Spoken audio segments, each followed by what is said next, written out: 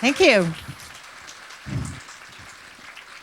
Hello, everybody. It's nice to be here. I have to tell you just quickly, my very first job when I was 14 years old was at the library in Scarborough, the Cedar Brae Library, where I was a page. You don't want to tell people when you're a teenager, I'm a page at the library, or they say, are you high?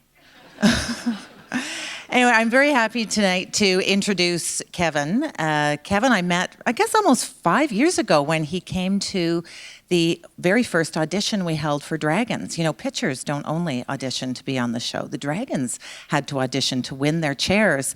And I don't think he'd been in the chair more than 5 minutes. Then we were all sort of looking around at each other thinking, we have found our first dragon. Because he was great. He was incisive and intelligent and entertaining and harsh from day one. We did not coach him to be like that. That is Kevin. If you've watched the show, you probably know a lot about Kevin's accomplishments in the business world. It's pretty incredible. From the book, of course, you would learn exactly how he maneuvered his way from a very small startup. He had to even get a $10,000 loan from his mother at one point into doing a $4.2 billion deal with Mattel. He's absolutely relentless in terms of his focus and achieving goals. It's a great read, I have to say. You may also know that Kevin has no less than 4 television shows. Of course, Dragon's Den, plus the American version, which is Shark Tank. Plus, he does The Daily Show on the News Network with Amanda Lang, the Lang and O'Leary Exchange, every day. And he has a new show coming out in January. It's called Redemption, Inc. And it's Kevin working with ex-cons, teaching them how to make money the legal way. And from what he's told me so far, I think it's going to be absolutely fascinating. But besides all these things in business and television, you know, now he's an author. Here he is. He's written a book.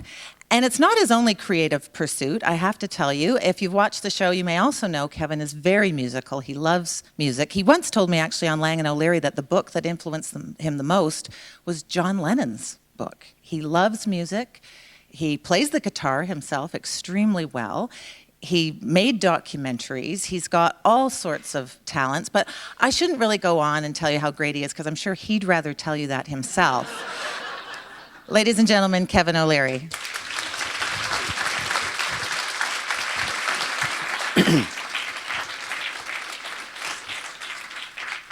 Thank you, Diane, for those kind words. And I've been working with Diane a long time. She's sort of the she-wolf in the Dragon's Den. That's the way I look at it. So let me tell you what I'd like to do tonight. I'd like to start with sort of, let's have fun in events like this. We're all out here to enjoy ourselves. So I'm going to show you some interesting attributes of television. People ask me all the time, Diane just listed the shows I'm working on. Why would an investor like me do television in the first place? Am I a narcissist? Do I like seeing myself on TV every night? Is there a reason? And I think I'm going to give you a pretty persuasive argument as to why investing, which is a science, black and white, there's no gray in money. You either make money or you lose money. That's the key to money. But television is chaos. It's the arts. It's a lot of fun to work on it. It changes every day. But there are some links between the two that are very, very interesting. So let's talk a little bit about what happens here in terms of this book. First, I'm going to show you the video we shot right here in this library. You guys are a stain on the face of capitalism. I'm out.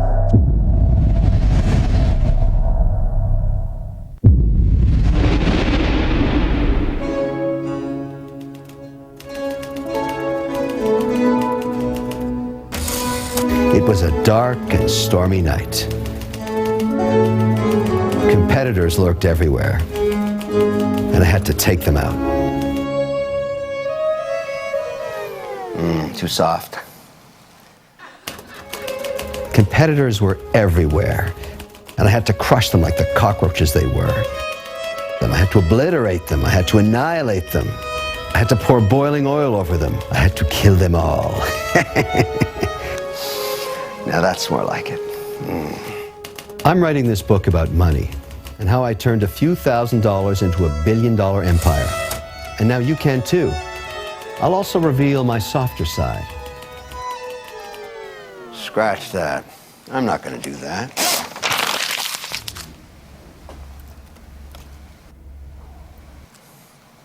Where was I? Buy my book. No, buy lots of my book. Buy some for your friends, your mother, your father, your cat, and even your dog. Why? Because it's about the money.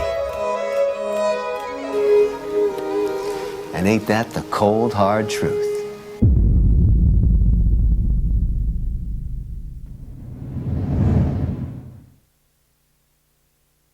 But wait, there's more. Beautiful. I love that. That was produced by Mike Armitage, one of the producers that works on Dragon's Den. He had a great idea for it, and I've really enjoyed working with him. It was a lot of fun. Shot in here in the Sherlock Holmes or Arthur Conan Doyle Library, which is only open rarely. Beautiful, beautiful room. If you ever get a chance to see it, please look at it. Some of you may know this woman, Amanda Lang. She's the most attractive communist on TV. I work with her every day, and I have for the last 11 years. She's my TV wife, basically. You know, and the way I look at it is, thank goodness I'm here, because if she was left alone on the CBC with that platform and her left-wing views, she could do damage to this country. But this is a great example of how television and investing come together. So let me ask a question. What does every politician, every author, every CEO, every hedge fund manager, every economist, every musician, everybody wants to be on television? And where do they come? They come to the Langolieri Exchange, because luckily, after all these years, we own that hour. We have the biggest numbers at that time in Canada on the network. So, let me tell you a little story about TV you may find interesting. Back in the 60s, and some of you are old enough, and you're old as I am, to remember Johnny Carson. So Johnny Carson had 42 million people watching him. That'll never happen again in television, because we have so many cable channels now that bifurcate the audience, but there was only 3 big networks back then. 42 million people watched Johnny Carson. And everybody wondered why he did such a fantastic job interviewing everybody. How did he do it? He used to go into the green room before the show started, and he made this a policy, and go talk to his guests just briefly. And what he'd say to them was, listen, I know you're nervous. You're about to go in front of 42 million people. But let's just have a conversation, you and I. And I guarantee you with certainty that whatever we talk about will never, ever, ever go on the air. It's off the record. People trusted him, even people he didn't know. This policy became legendary. Decades later, when Ted Turner started CNN, same policy was put in place. Whatever's discussed in the green room is off the record. So think about the green room at Langolier Exchange. Now, everywhere in television, people understand that what you have and what you discuss in the green room is off the record, unless you make a specific point to say that it won't be. So if Flaherty comes to Langolier Exchange, or the CEO of Bell or TELUS, or the head of the Teachers Pension Fund, I get him for 18 minutes for free, right in front of me, every day. 5 guests a day, 5 days a week, 52 weeks a year. Can you imagine the information? That's why I do it. Some of you are familiar with this show. This is a cultural phenomenon. Why does Dragon's Den appeal to so many people? Why is it that a 9-year-old girl and a 9-year-old man watch this show? We've had as many, and let me give you the numbers just to give you an idea. The news on the CBC on a good night gets 800,000 people watching it. A hockey game in the off-season between 2 original 6 teams, 1.2 million people watch. That's a lot of people on television watching. A good night on Dragon's Den, 2 million. How is it and why? The network wants to know, the competitors want to know, the advertisers want to know. Why? Well, I have a thesis, I have a theory. What are you watching when you watch Dragon's Den? I think you're watching the pursuit of freedom. What is it to be rich? It's freedom.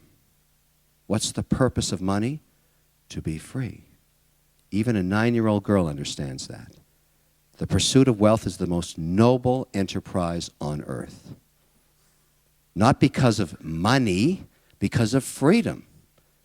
Now, not all these ideas are going to work, but somebody is going to strike it rich and be free. That's why it's so visceral. That's why it's so powerful. That's why it works. Now, you know, when we make shows like this, and Diane can attest to it, we work for 11 hours to make 1 hour of TV. That means 10 hours of tape you never see. It's inappropriate, something crazy happened, it's not family content, whatever. But at the end of a shooting schedule, which is about 21 days, we, the cast and the crew, about 100 of them, get together for a party. Jim Treliving, the Boston Pizza guys, he provides the pizza. We buy a lot of beer. We drink the beer, we eat the pizza, and then we watch what's called the outtake reel. The editors, while they're watching the show being taped, take from the line cut, as it's called, little snippets of really hilarious stuff that you're never going to see. Stuff that's inappropriate for even YouTube. Can't leave the CBC building. So this year when I saw the outtake reel, I said to the editors, that is fantastic. Can I get a copy of that? And he said, you know, Kevin, I can't do that. I have to destroy this thing after this because it's just not appropriate to leave the CBC. So I stole it. It's on my Mac, and we're going to see it in just a moment. I think you're going to really enjoy this. This is 5 minutes of little pieces, and you'll meet the new dragon as well. I think you might find it funny. From the success in Canada of Dragon's Den came Shark Tank, which is being done by Mark Burnett. I work on that as well with American sharks, which are essentially American dragons. And we work together on a show that's obviously made for the American audience. It's different, but in some ways it's the same. Entrepreneurs are the same in both places. And this idea of being able to meet people is a constant. You know, I got a phone call from Dancing with the Stars. And they said, Kevin, will you come down to Dancing with the Stars? I said, no, not going to do that. And they said, yeah, you're going to do it. We want you to sit in the front row, and when the camera zooms in on you, you shout out, watch Shark Tank at 9 o'clock, right after Dancing with the Stars. I said, why would I do that? It's going to take me 6 hours to get to Los Angeles. I'm going to work for 10 seconds and come back. They said, no, you're going to do it. I said, don't think so. And they told me, and maybe you know this, Steve Wozniak is a recluse. He's the other side of Steve Jobs, who created Apple. Everybody knows Steve will not ever do an interview. And if you're an investor, he's legendary. He still owns his 15-cent Apple stock. It trades at $400 a share now. Guess what? He loves Dancing with the Stars. He was on Dancing with the Stars, and he sucked. The guy weighs about 300 pounds. He can't dance. So he lost right away, but he goes to every taping of Dancing with the Stars, and there's an empty seat beside him, and they want to entice somebody to come down. They say you can sit beside Wozniak and take him out for dinner after the show. Now, I have always wanted to meet him because I built my company on the back of the Apple computer. So here I am with Damon John, the shark, in the front row of Dancing with the Stars, and here I am afterwards with Steve Wozniak. I would have never met this guy without television, ever. And I said to him, hey, you know, Woz, I don't invest in Apple stock because it doesn't pay a dividend. And he said, yeah, I hate that. So I buy all the component manufacturers in Asia that make all the parts for us that do pay a dividend.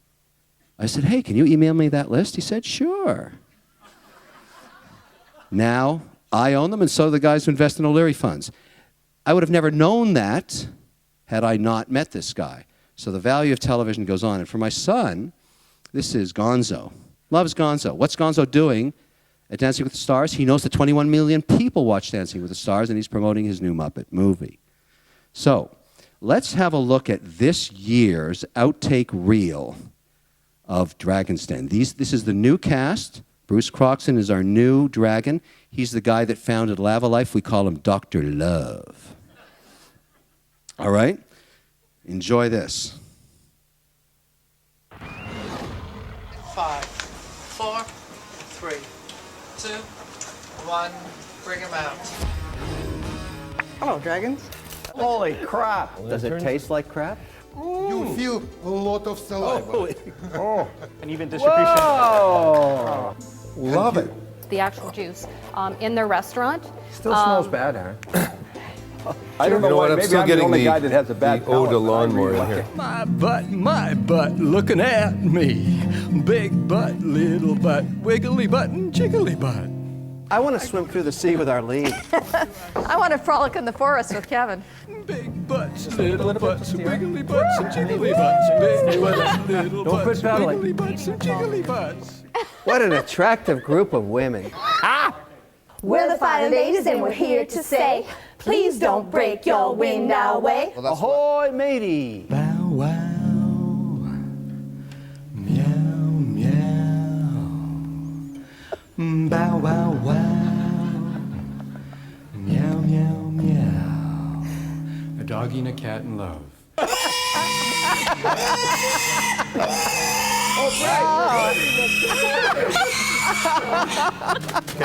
I love that pig. Talk to the I lobster. can't even look at it. I feel like,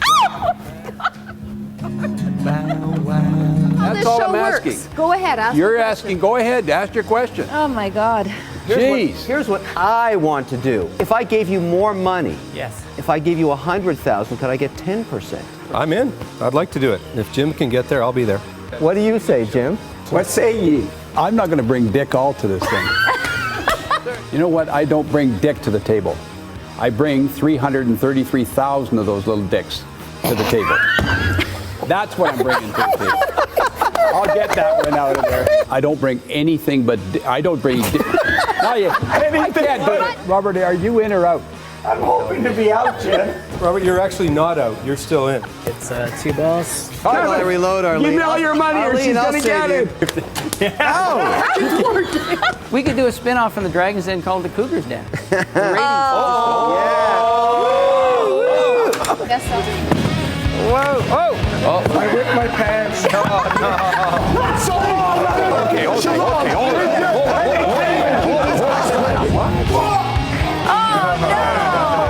That's not an investment I'm gonna make. I have done a lot of things on this show. I am not kissing Kevin. You're gonna have What a dork. You got a problem. do his head.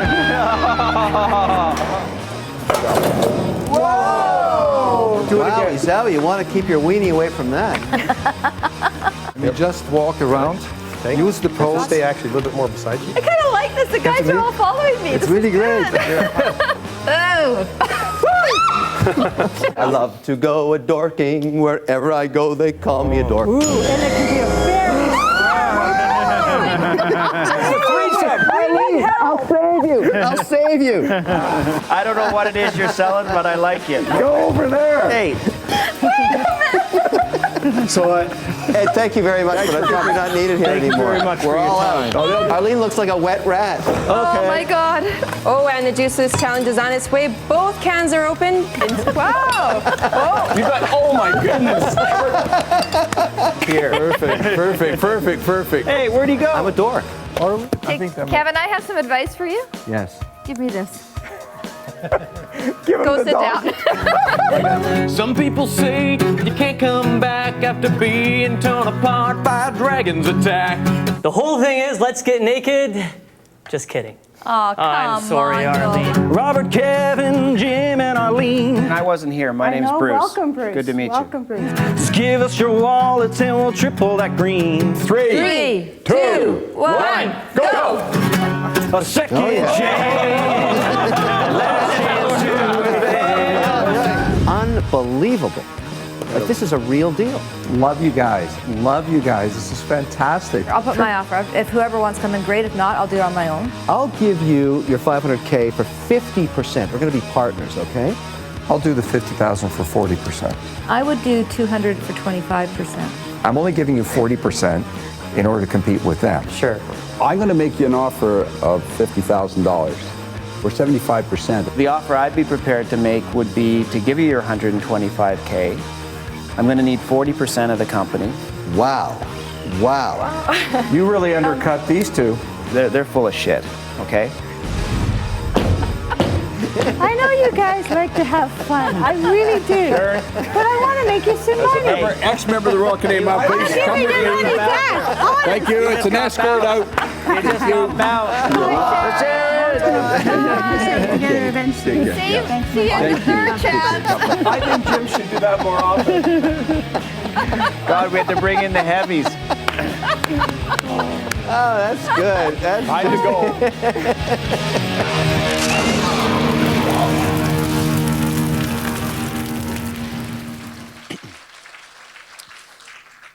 You know what I like about Dragon's Den? I think it gives a really good snapshot of what makes us Canadian. It's a cut right across the social strata. Every province, everybody's represented from every strata of society, and yet for some reason, the dream is the same. It doesn't matter how rich or poor you are. Being an entrepreneur is something everybody pursues. So what we're going to do now is get together with Diane, who I've worked with for many years now, and talk a little bit about why this book, why now, and what's in it, and what you might find interesting about the journey that was really taken and then written about. That's what Cold Hard Truth's about. Diane, come on down. Up. Yeah, that's true.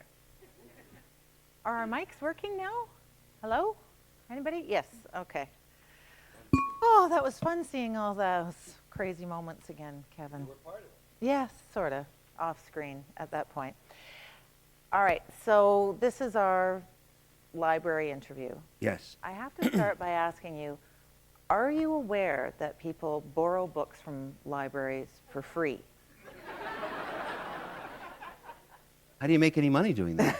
This is my question. I'm wondering if you've thought through this. That's a very foreign concept. I've got to tell you. All right, so I did read your book just the other day. I quite enjoyed it. The way you weave through your life story, your personal story with your business lessons. I thought it was very readable, really good. I was surprised by some of the stuff that was in there. I feel like I've known you. I've known you for 5 years, but I wasn't aware that your parents split up when you were 6. Right. You were diagnosed with dyslexia a little bit after that. Your dad died when you were what, 8? 7. 7. And your father was only 37. Right, 32 actually. Really? I think so. Wow. Yeah. Anyway, very personal stuff. Did you have any hesitation in deciding to put all this out there to the world in a book? You know, I thought it would be very hard to tell the back end of a story without the front end, because everybody has a story. Everybody's made up of their past experiences. And I think some of the motivations that made me what I am today, good, bad, or ugly, came from those early days. And I take dyslexia, for an example. Many people are afflicted by this. And I was, falling out of the school system because I couldn't read and I couldn't get any decent math scores at an early age. And so I was very lucky that there was an experimental program in Montreal with a woman named Marjorie Golick that's become legendary around the world now, and Sam Rabinovich. And they basically said, listen, and this I think comes to the core of what motivates me sometimes. They said, yes, you have dyslexia, no question about that. But why don't you think of it as a mutant attribute that's a superpower? Because you're the only guy in your class that can read upside down and in a mirror. I thought, hey, that's true. Nobody else can do that. And so it gave me a lot of confidence as they started to say, look, these are things you have that are unique to you. And I often think about that when I'm motivated in working, even today. What do I have at my fingertips that maybe my competitor doesn't have, and how can I crush them? That's the way I look at it. I'm glad you always bring it around to your gentle side. Now, your mother remarried a man who became really influential in your life, and his work meant that you and your brother and your mother ended up going all over the world. Give us the list of all the places you lived in when you were growing up. I first moved to Cambodia, then Tunisia, then Ethiopia, then Cyprus, France, Switzerland, United States, Japan. Every 2 years we moved. Unbelievable. It was and interesting. You said at the end of the book that sort of going back and revisiting these sort of touch points of your life was both, quote, exhilarating and painful. That's true, because it wasn't always easy. If you think about a teenager moving every 2 years, just when you establish relationships at that crucial time in your life, you're pulled away and to start again. You know what it's like to be a 14-year-old coming to a new school. I was doing that every 24 months. But I think it kind of toughens you up, and it was a very interesting experience, and it's given me a global perspective that's never left me. I was recently in Cambodia. I'm investing in Cambodian real estate now because I know the country, I know where to invest, I know why it's going to go up in value. And a lot of these places like Tunisia and Ethiopia are very interesting opportunities that most people would avoid because they've never been there. I've lived there. So I think it's a huge advantage for me now as a global investor. But I have to say, like, one of the parts in the book that I found almost heart-wrenching was when you were 13, living in Cyprus, and you couldn't, and of course all these different places Kevin lived in, there was usually like one English school, and that school you had to take a test to get in, and you failed the test. I did. And so your parents made the decision that they would bring you back to Canada, put you in a military college, Yeah. like a boarding school, while they went back to Cyprus. So you're 13 years old, and all of a sudden you're separated from your family. That was very tough, and it also gave me a lot of discipline to get up at 4:30 in the morning and march around in Quebec in February, But I came out of there a marksman. I can kill you from 200 yards away. Thank you. But I think about that experience, and I found out later, 2 years later, that everybody else that took the test failed it. So the test. exactly. Yeah. So what they had to do was take a bell curve and pass. I would have passed if I'd written it with everybody else. It was too hard. It was an English school system, O levels, and most of the people there weren't prepared for them, and they all failed. 100%. So you were unfairly separated from your It was too family. late. By then, I'd already learned how to shoot 200 yards. But you said that experience hardened you in good ways and bad ways. Yeah, definitely. It was very isolated, and I think that's why I say that if you're going to tell a story about any one individual, you've got to delve into their past. It's almost Freudian. You've got to understand what makes them what they are today. There's always something in their childhood that affected them, positively and negatively. And I think, when I think about those days, how hard they were, nothing in today's environment that I face is anywhere near as tough as that was. So, when I'm having a bad day, I just have to remember back to Stansted College and say, I can get through this day because that was a lot tougher. Well, by the way, I had no money at that time. Yes, that would have been very hard for you. Worse. Well, to take that point of like where you've been and what it turns you into, I mean, you say in your book, you have this reputation of being the mean one. I talked about you being harsh. You're always, talking about whacking people and so forth. I mean, what was it in your background that made you like that? I'm not the mean one. I think what my background gave me was the ability to tell the truth. And I think that if you tell the truth all the time, you never have to remember what you said. But there's something very particular about business and money and investing that's unique to speaking the truth. Because think about it this way. There's nothing else in life like money. You either make it or you lose it. It's so binary. It's very black and white. And so when you see somebody with an idea that obviously is flawed, and they're spending all of their family's capital, they're mortgaging their house, and they're trying to make this thing work after 5 years, and the product itself is screaming at them saying, I'm a dog, kill me. I mean, and they don't see it. I think it's time to tell them the truth. And Yeah, but Kevin, you can tell the truth in a gentle and soft way, as some of the dragons do some of the time, but you, generally speaking, are pretty cut and dried about it. I think it's important to deliver the message and make it factual and correct. When I hear somebody say, look, you shouldn't be discouraged by the fact you've completely wiped out your family's net worth and you've mortgaged your house and your grandmother's going to freeze on the street this winter, you just keep going. That just drives me crazy. I mean, really what you should be saying is, look, you idiot. At the end of the day, it's not going to work, so try something else. What's wrong with that message? I have no problem saying it. I don't think there's any room for emotion when it comes to investing, and I don't have any. So I keep the emotional aspect out of it, and I deliver the truth. Frankly, I'm not trying to make friends, Diane, when I'm investing. I have plenty of friends. I'm trying to make money. You want a friend? Buy a dog.